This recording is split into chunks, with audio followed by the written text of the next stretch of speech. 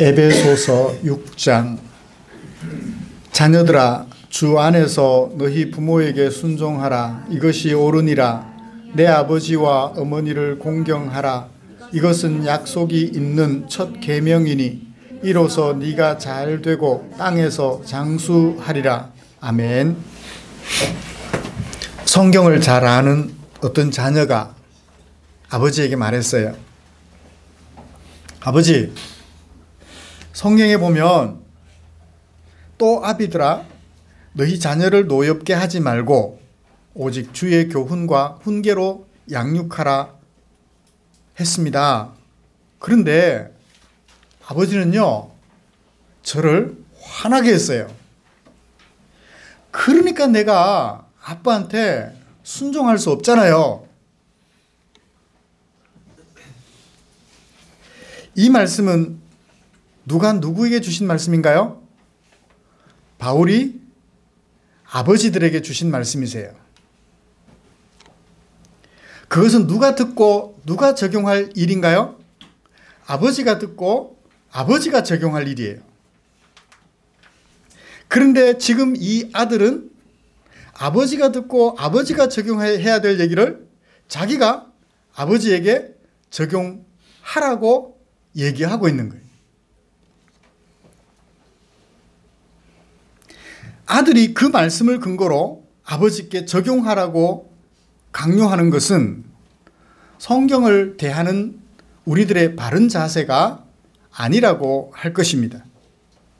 자신에게 주신 말씀을 잘 이해하고 그 말씀에 순종하기만 하면 되죠. 그렇게 하면 우리는 거룩한 하나님의 백성으로 세워져 가게 됩니다. 내가 거룩한 하나님의 백성으로 세워져 가면 전념이 돼요. 곁에 있는 사람들도 같이 거룩한 하나님의 백성으로 변해갑니다. 하품하면 옆에 사람들에게 그 하품이 전념되는 것처럼 이 거룩성은 전념이 되어가요. 오늘도 변함없이 하나님께서 내게 들려주신 말씀에만 순종하여 아름다운 공동체로 만들어가고자 하는 우리를 위하여 하나님께서는 에베소서 6장 1절부터 3절까지 말씀을 주셨습니다. 어버이 주일을 맞아서 자녀된 우리가 부모님에게 어떻게 해야 할 것인지를 교훈해주는 이 말씀을 자녀된 우리가 들으면서 우리에게 적용한다면 우리가 속한 공동체는 거룩하고 올바르며 아름다운 공동체로 세워져 가게 될 줄 믿습니다. 저는 이 말씀을 가지고 순종하라, 공경하라는 제목으로 설교하고자 합니다. 바울은 에베소서 전반부에서 에베소 성도들에게 이렇게 선언했었습니다.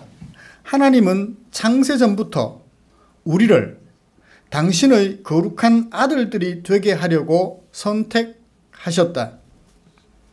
그리고 예수 그리스도께서 사람으로 오셔서 그들을 대신하여 죽으심으로 우리들의 죄를 사하시고 하나님의 계획을 이 땅에 완성시켜 주셨다.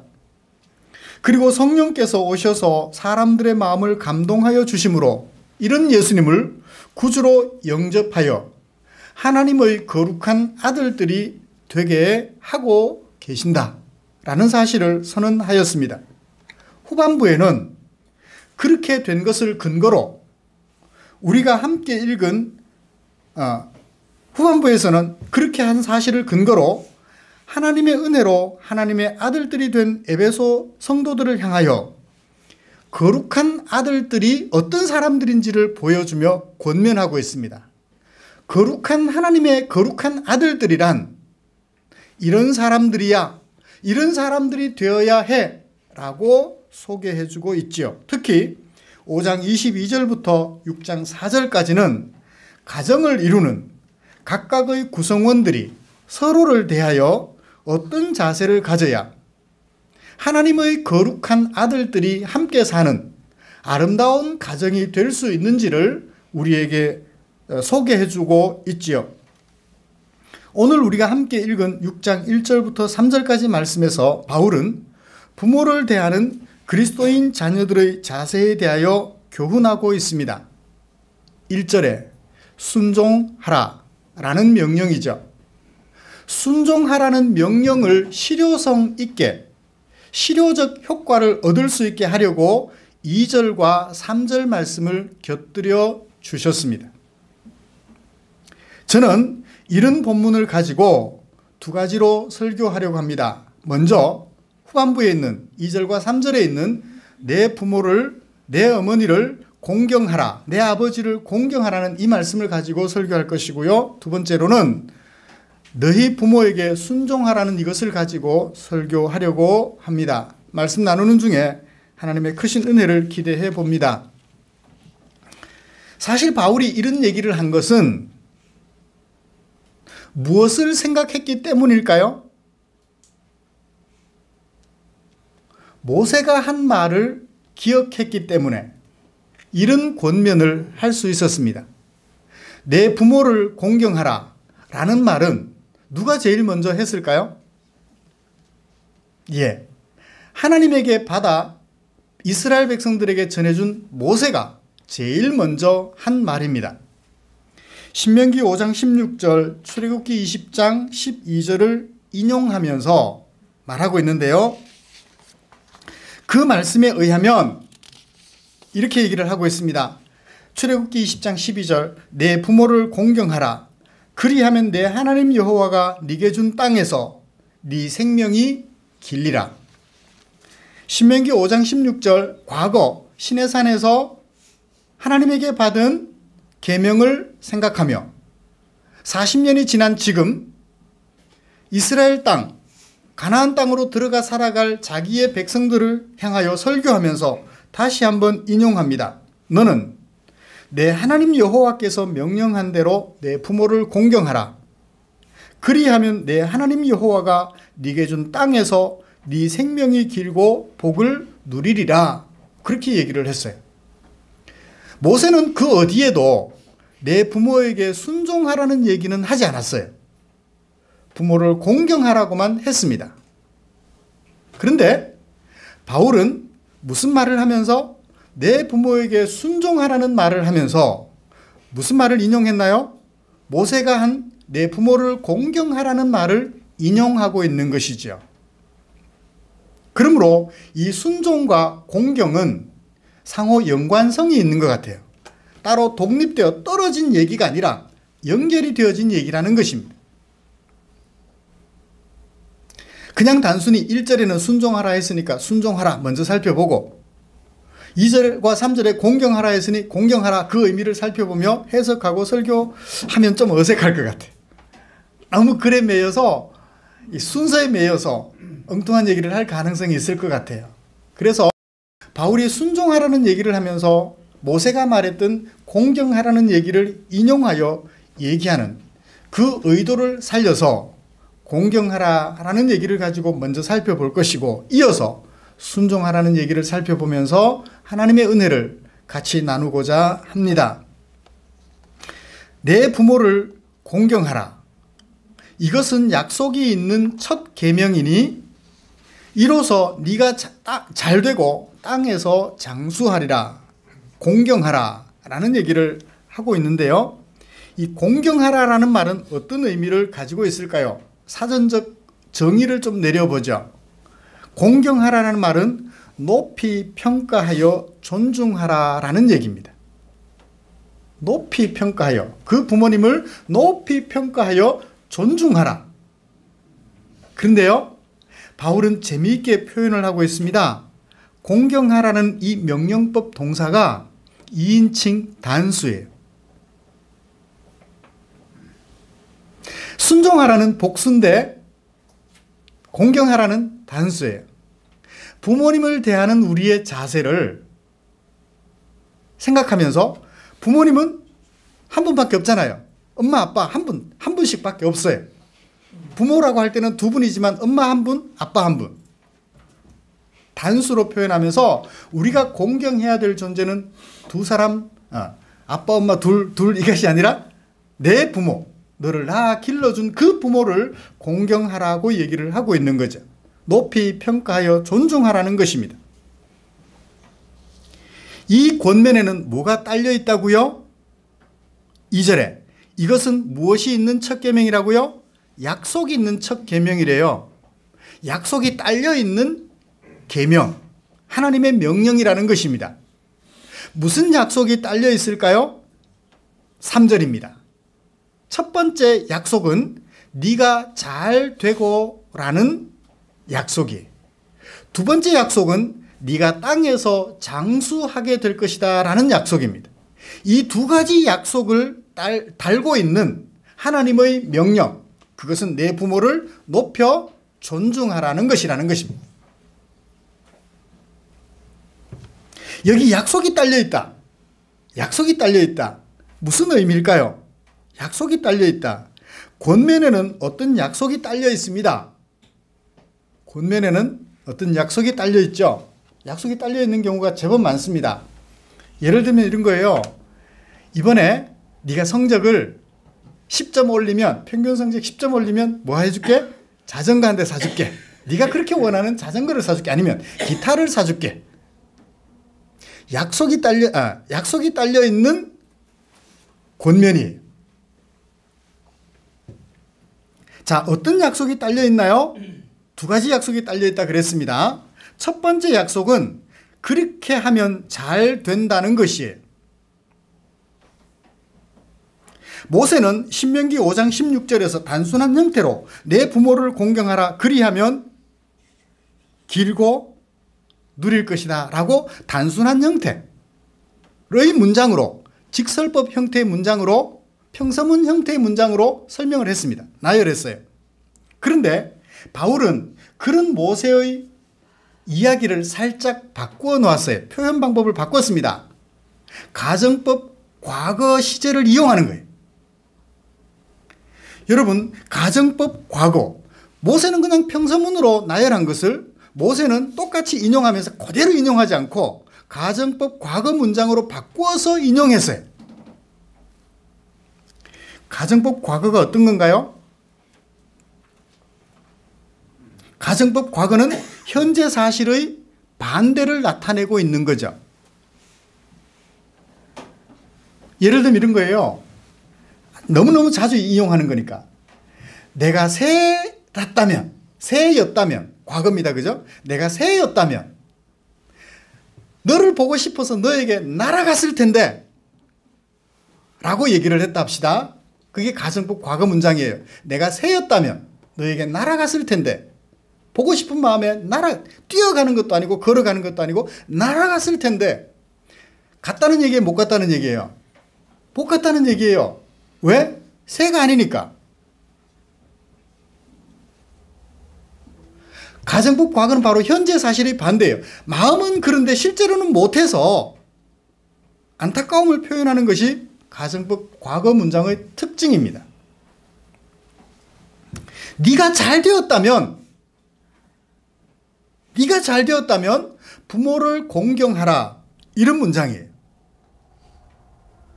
그러니까 지금 에베소 성도들은 잘 되지도 못하고 부모도 공경 안 하고 있다는 얘기예요. 현실이. 그런 그들에게 가정법 과거 문장을 이용해가지고 뭘 얘기를 하는 거예요? 현재 잘 되지도 못하고 부모도 공경하고 있지 못하는 그들에게 부모를 공경하라라고 얘기를 하는 것이란 말입니다.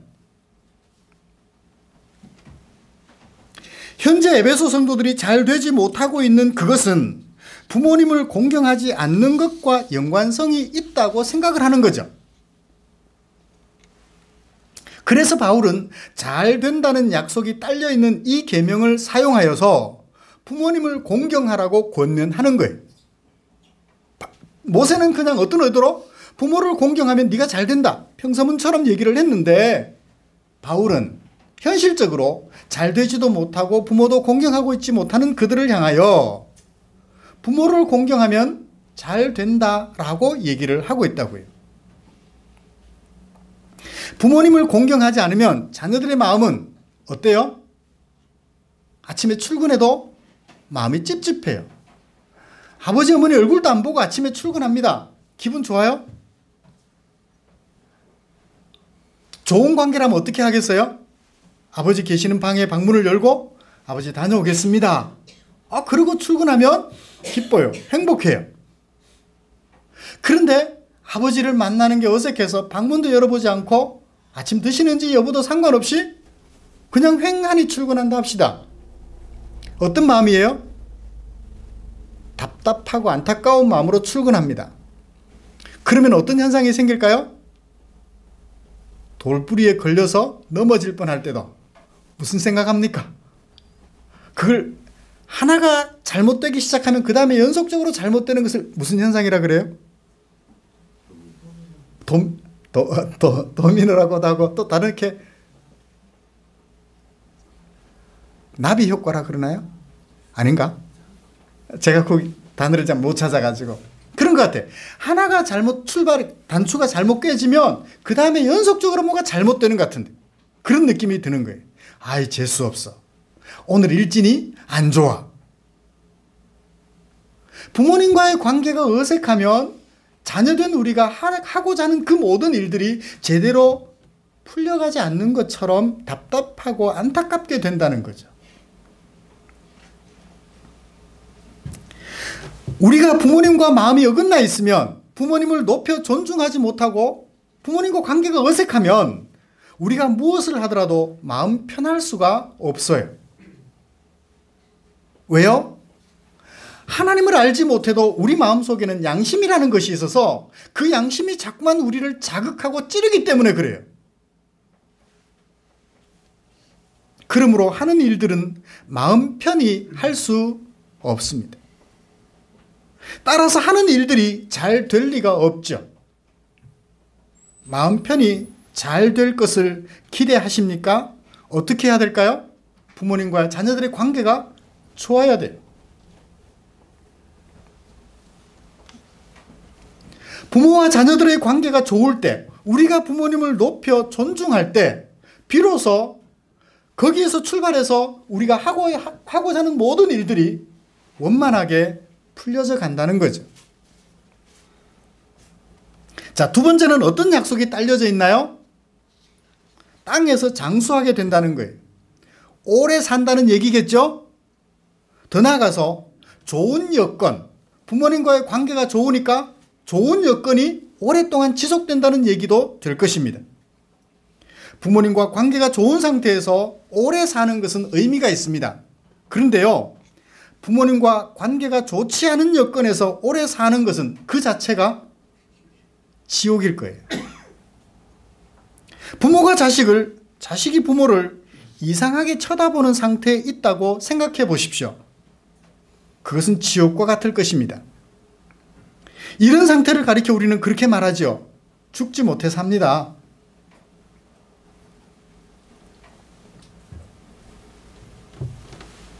어떤 사람이 직원 채용 공고를 내고 거기에 원서를 보내온 사람들을 대상으로 온라인으로 단체 인터뷰를 진행해 보았습니다. 하게 될 일과 작업 조건을 온라인으로 설명해 주었습니다. 맡아야 할 업무는 의사 면허도 있어야 되고, 진짜 면허는 아니지만 가짜 의사 면허라도 있어야 되고, 요리사 면허도 있어야 되고, 전기 기술자 면허도 있어야 되고, 하는 일은 그 일을 하기 위해서는 계속 24시간 동안 서 있기도 해야 되고, 24시간 동안 엎드려도 있어야 되고, 그리고 그 하는 일의 시간은 24시간 일해야 되고, 일주일에 하루도 쉬는 날 없이 7일을 일해야 하며, 휴식은 불가능할 수도 있습니다. 제한이 없는 시간 동안 제한이 없는 일을 해야 합니다. 점심 식사 할 수 있나요?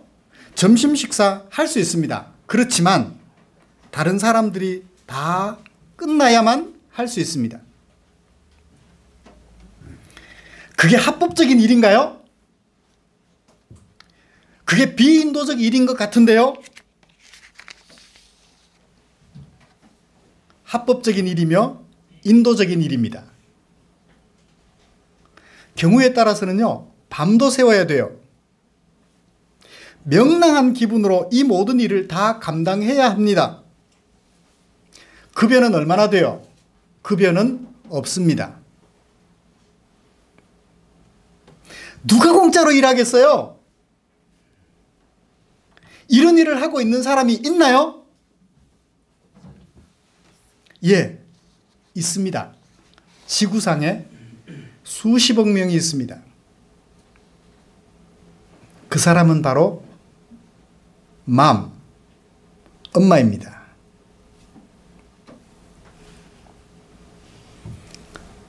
그제서야 온라인으로 인터뷰를 받던 해주십시오라고 했던 그 신청자들이 다들 눈물을 흘리며 맞습니다. 그게 엄마군요. 여러분, 우리의 부모님들 이 정도 되면 높여 존중받아 마땅하지 않나요?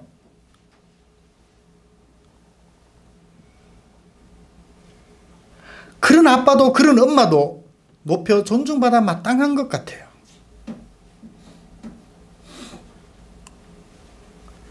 지금은 좀 부족할 수 있지만 우리를 낳아서 키울 때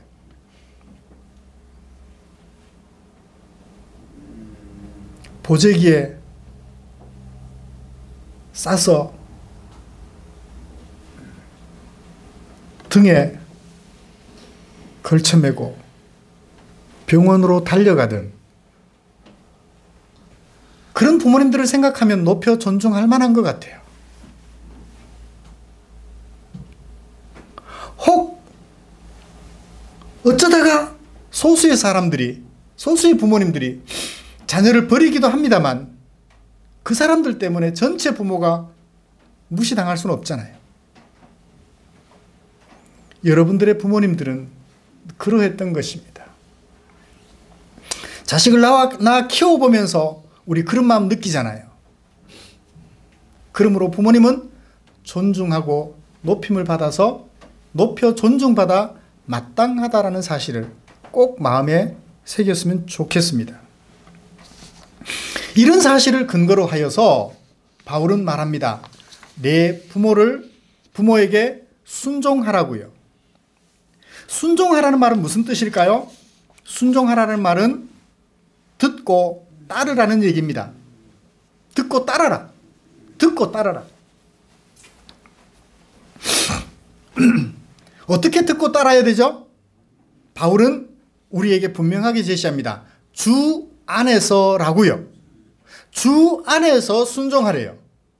듣고 따르는데 주 안에서 따르라는 얘기입니다. 여기 주 안에서라는 말은 무슨 뜻일까요? 주 안에서. 주가 명령하시니 그런 뜻일까요? 예, 그런 뜻도 있겠죠. 그 다음에 또 어떤 뜻도 있을까요? 주 안에서. 주 안에서. 주 안에서. 예를 들면 이런 거예요. 어떤 일을 하라. 사랑 안에서 일을 하라. 그렇게 얘기를 했다 합시다. 자녀들을 양육하라. 사랑 안에서 양육하라. 사랑 안에서라고 했다 합시다. 그때 사랑 안에서는 뭐죠? 사랑하는 마음을 담아서. 주 안에서도 그런 개념이에요. 주님의 마음을 내 마음 속에 담아서 뭐하라? 순종하라. 어떤 주님의 마음? 하나님 아버지께 똑같은 하나님이시면서 하나님과 동등되신 분으로서 하나님됨을 주장하지 않으시고 아버지께 순종하여 자신의 목숨을 십자가에 내어주셨던 예수님처럼 그 마음으로 뭐하라? 순종하라 라고 우리에게 제시해 주시는 것 같습니다. 하나님께서는 우리를 위하여 놀라운 계획을 세워주셨습니다. 하나님 아버지께서 1장 3절 우리에게 신령한 복을 주셨는데 어떤 신령한 복을 주셨습니까? 첫 번째는 그리스도 안에서 우리를 택해 주셨어요. 그 다음에 또 어떤 복을 주셨나요? 기쁘신 뜻대로 우리를 예정해 주셨습니다. 또 어떤 복을 주셨나요? 예수 그리스도로 말미암아 자기의 아들들이 되게 해 주셨어요. 이것이 하나님의 계획이었습니다. 우리를 택하고 예정하여 하나님의 거룩한 아들들을 되게 하시는 것이 하나님 아버지의 뜻이었어요. 그런데 이 뜻을 어떻게 이룰 수 있죠? 이룰 수 있는 방법이 없어요. 사람들이 스스로는 이 거룩한 하나님의 아들들이 될 수가 없는 것입니다. 그래서 어떻게 해요? 예수님께서 결심하십니다. 내가 저들을 죽어야 할 저들을 대신 내가 죽을게요. 예수님께서 그 하나님의 계획을 이루시려고 사람으로 오셨으며 마침내 십자가에 하나님의 저주를 받아 죽음까지 감당하셨습니다. 이런 예수님처럼 하나님의 계획을 위하여 자신의 생명도 아낌없이 내어놓았던 그 예수님처럼 주 안에서 내 부모에게 순종하라고 얘기를 하고 있는 거죠. 바울은 순종의 모델로 이렇게 예수님을 우리 앞에 세워놓는 것 같습니다. 주 안에서 순종하라. 왜 순종해야 하나요? 그것이 옳은 것이기 때문이라고 얘기를 합니다. 옳다는 말은 거룩하다는 의미예요. 그게 거룩한 아들들이 할 거룩한 삶이라는 거예요.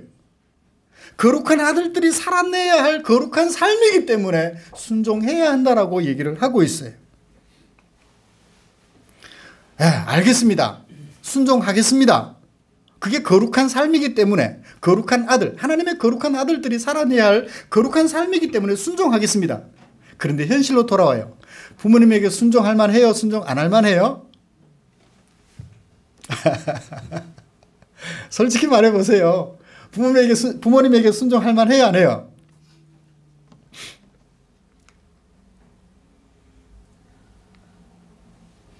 우리 그런 경우들 많이 경험하잖아요.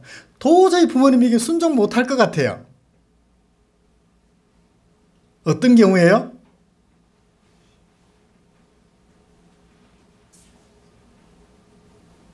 투표를 앞두고 아버지가 투표할 사람 딱 정해놓고 이 사람 투표해라고 말할 때. 그죠? 투표는 자유인데 아버지가 투표할 사람 찍어놓고 나보고 그 사람 투표하래요. 순종하기 참 어려워요. 그쵸? 청소년 가게에 술 사러 갈 수 있어요? 없어요? 없어요. 근데 아빠가 어린 나에게 술 사와 그랬더니 이거 순종해야 돼, 안 해야 돼요? 못할 때가, 하기 싫을 때가, 하기 힘들 때가 참 많은 것 같아요. 순종하면 안 될 때가. 때로는 거짓말도 해야 돼. 그런 상황에서는 거짓말 해도 돼. 거짓말 해야 돼, 안 해야 돼요? 안 하면 불순종하는 거잖아요. 어떻게 해야 돼요? 그래서 주 안에서 순종하라고 말씀하신 것 같아요. 옳지 않은 것은 그 자리에서 아빠 나 그거 못해, 엄마 나 그거 못해 라고 말하기보다는 네 그렇게 하겠습니다. 술 사오라는 심부름 어떻게 하면 돼요? 형님한테 부탁하는 거예요. 형님 아빠가 나보고 술 사오라 그러는데 나 청소년이라서 가게 가도 술 안 팔아. 형님이 대신 좀 갔다 와줘. 형님은 청소년 아니니까. 그죠? 굳이 나 못 가 그러기보다는 다른 방법을 찾으면 되잖아요. 나쁜 짓이 아니라면. 그죠? 아빠가 그런 데는 거짓말 해도 돼 라고 시키셨지만 실제적인 상황 속에서 내가 하나님의 사람으로서 거짓말 하면 안 되는데 그러면 아빠한테 나 거짓말 하면 안 돼, 거짓말 안 할 거야 라고 말하지 말고 실제 생활 속에 들어가서 거짓말 안 하면 되죠 뭐. 그렇죠? 지혜로운 방법들을 찾아보면 또 순종할 길이 나올 것 같아요. 도둑질하라고, 설마 도둑질하라고 시킬 부모는 없겠죠? 그죠? 바람피라고 가르치는 부모는 없겠죠? 그런 것은 순종할 수 없겠지만 여타 아버지의 뜻이 아름다운 뜻이요 거룩하신 뜻이라면 우리는 그 앞에 무조건 순종해야 될 것을 얘기를 해주고 있는 거예요. 자, 그렇게 순종하는 배경에 뭐가 있어요? 부모님을 높여 존중하는, 공경하는 마음이 있어야 할 것을 우리에게 소개해주고 있는 것입니다.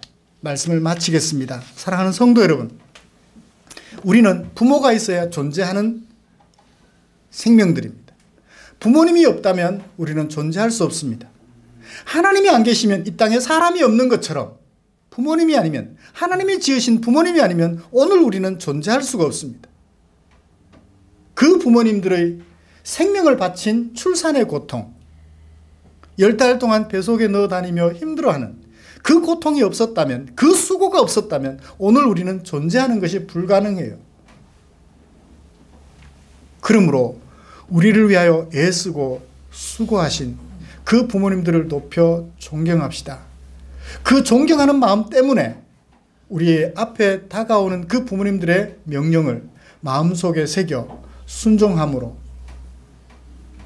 이 땅에서 우리도 잘 되고 아름다운 좋은 여건 속에서 오래도록 행복하게 부모님과 더불어 하나님의 축복을 누려가는 하나님의 거룩한 아들들이 되시기를 주님의 이름으로 축복합니다. 기도하겠습니다. 하나님 아버지, 고맙습니다. 우리를 향한 당신의 사랑, 부모님께서 우리를 향한 그 사랑 속에서 조금은 살펴볼 수 있었습니다. 하나님 아버지, 하나님의 사랑을 조금이라도 투영해주고 있는 이 부모님들의 사랑을 생각하면서 부모님이 사랑할 만해야, 순종할 만해야 순종하지라는 핑계들은 이제 다 거두어 드리고 우리를 위하여 수고해 주신 단순히 그 수고만으로도 우리 부모님들을 높여 존경하며 그분들의 말씀에 주님이 하나님께 순종했던 것처럼 순종하기를 힘쓰는 아름다운 종들 되게 해 주시옵소서. 그래서 부모님들과의 자녀인 우리들과 부모님인 우리의 부모님들과의 관계를 아름답게 하여서 하는 일들을 잘 되게 풀어가고 또한 좋은 관계 속에서 오래도록 함께 행복해지는 아름다운 우리 성도들 되시도록 은혜 베풀어 주시옵소서. 예수님의 이름으로 기도드리옵나이다. 아멘.